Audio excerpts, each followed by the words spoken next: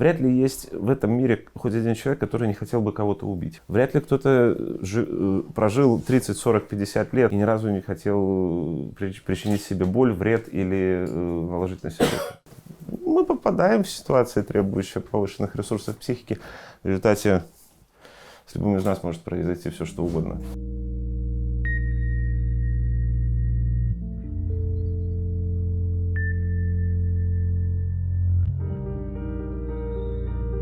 Никто об этом не говорит, потому что побаиваются у нас этих тем. О суицидах начали все чаще и чаще говорить. Хорошо, замечательно. Их будет меньше.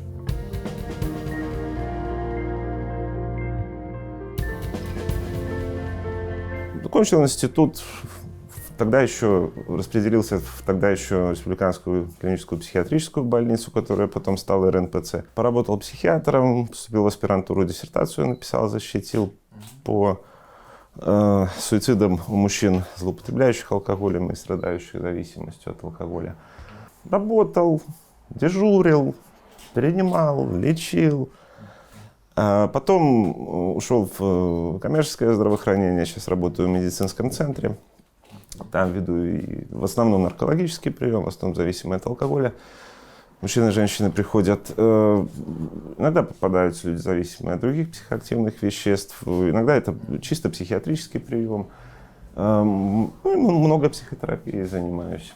У меня было 5 или 6 панических атак в своей жизни, как с агорафобией, таких вот красивых, развернутых, со всеми вытекающими, потом с такими адреналиновыми отходниками по 2 часа.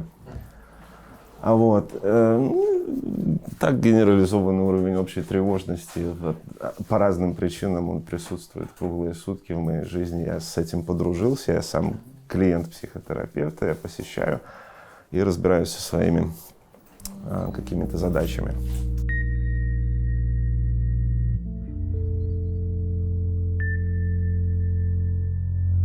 Брони меня Бог быть доктором. И у меня халат обычно расстегнут, за что иногда меня ругают. Но халат приходится все-таки одевать. Если встает вопрос, то, конечно, я рассказываю. Меня иногда спрашивают, а вы употребляете сами алкоголь, например?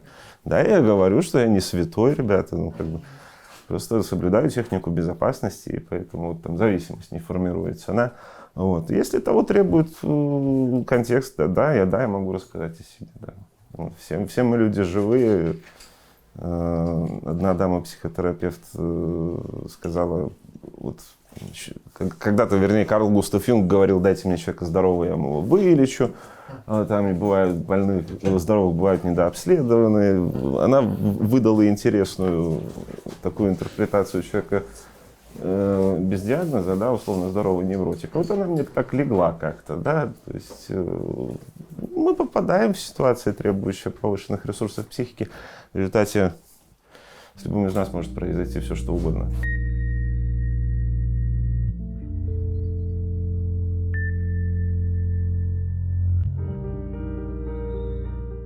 Товарищ Будда когда-то сказал, когда познал все страдания, такие которые он уже познал, и понял всю нецелесообразность этих страданий, что можно еще как-то жить, сказал, что зачем страдать, если можно не страдать, Поэтому пугаться этого совершенно не обязательно. Это статистика, и эту статистику умножьте на 2, на самом деле. Это те, кто обратились.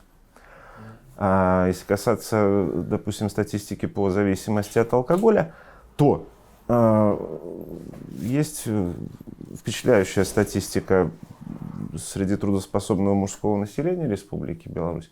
Но эта статистика касается только тех, кто стоит на учете у нарколога. А много не дошли. А есть еще культурный паттерн употребления, когда собираются мужчины, и пьют как мужики.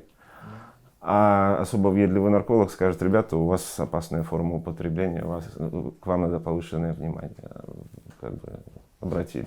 Надо, не надо. Вопрос на этом копья сломаны, на таких вопросах. Понимаете?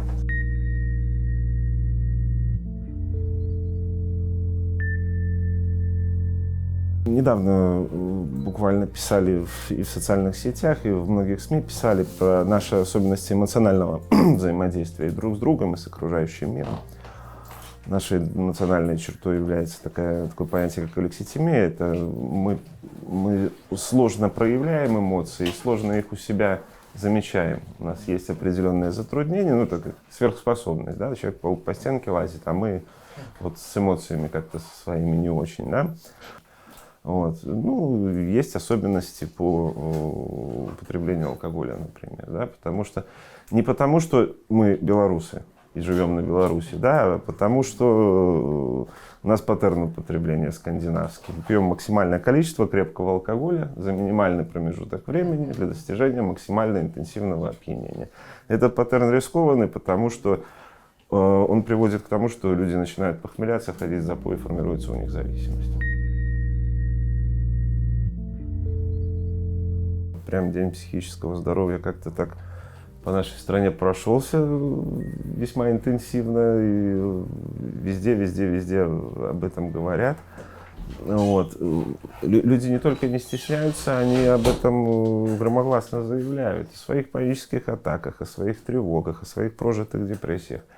И они группируются, и им абсолютно не имеет значения, каким образом это группирование происходит. Будь то чатик в соцсетях, вот под постом в комментариях, будь то «А, ребята, давайте соберемся, поговорим». То есть они делают самую важную вещь в случае, они ищут единомышленников и группируются, потому что один человек, ну, если долго не справляется, теряется любой здравый смысл, да, в таком существовании. Нужно группироваться, нужно собираться и говорить об этом с единомышленниками, потому что у меня...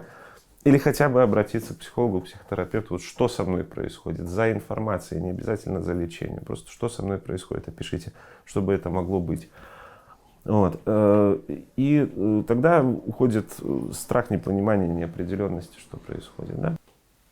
Поэтому важно говорить. Ну, не боимся мы людей с инфарктами, понимаете? Никак не боимся. Сахарным диабетом не боимся, да? Учет психиатрический – это стигма, да? Да, их, конечно, там вот много-много-много всяких учетов существует, и консультативный, там, и профилактический, там, и спецучет, там, и еще какой. Вот. Ну, если вот у меня случилось какое-то горе, да, я из-за этого волнуюсь, обращусь к специалисту, меня поставят на учет. Мы можем, еще раз говорю, продолжать чего-то бояться, но ответственность, ну, там, моральную ответственность, этическую ответственность, какую угодно, там, вплоть до уголовной ответственности, да, мы несем за что? За последствия своего поведения. Вряд ли есть в этом мире хоть один человек, который не хотел бы кого-то убить. Хотя бы раз за всю жизнь. Вот не посещала его такая мысль. Вряд ли кто-то прожил 30, 40, 50 лет, 20 лет и ни разу не хотел причинить себе боль, вред или наложить на себя руку. Мы несем ответственность за последствия только своего поведения, но ни в коем случае не за то, о чем мы думаем. Иногда за слова.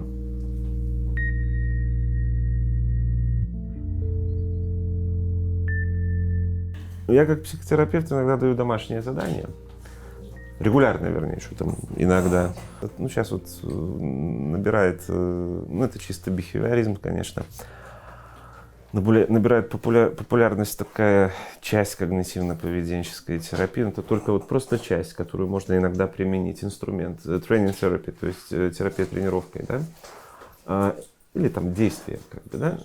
Если человек тревожный, то монотонное, увлекательное занятие с полным погружением, как Том Сойер когда-то красил забор, снизит уровень тревожности и будет служить mindfulness медитацией, то есть светской медитацией без всяких вот этих духовных дел, да, там поиска энергии, обретения пути к себе. Просто осознанное вождение кистью по доске, да, ну, там вот, удовольствие от того, какой звук при этом получается, да, там, не знаю, от того, как слой на слой кладется. Если человек долго, монотонно, допустим, пишет код, вот программист. Я довольно часто работаю с ними, и они говорят, знаешь, я вчера пошел в тренажерный зал, я так классно отдохнул 2 часа. Я говорю, ничего себе, а что ты делал? Ой, базу до отказу, приседания, становую тягу и это самое, и жим от груди. Я отдохнул. Ой, говорит, так отдохнул, такой отдохнувший вышел. Так мне легко было. 2 часа тяжелой физической аэробной нагрузки. Вот. Есть люди, которые одевают трековые ботинки и 3 дня по горам, ночуя на голых камнях. Ну, это я уже так докручиваю, да? Вот. Потом возвращаются, говорят, я так перезагрузился, мне так хорошо было, да? Есть люди, которые едут с друзьями на рыбалку на неделю на Припять. Пару дней, разумеется, они там пьют водку. Вот. Все остальное время они наслаждаются видами, ловят рыбу и говорят, ребята, как классно, давайте собираться. Ну, потому что, то есть, они вот эту вот социальную шелуху с себя сняли, побыли какое-то время, там проорались с берега в лес, да, и потом словили какого-то равновесия и поняли, что вот, да, это перезагрузка, которая тоже очень полезна. Вот. Поэтому, да, красить заборы полезно. І до вас мені людей прийде. Не ведаю, добре это, напевно. Ну, Тільки да, придут, все равно придут, и все постараюсь помочь.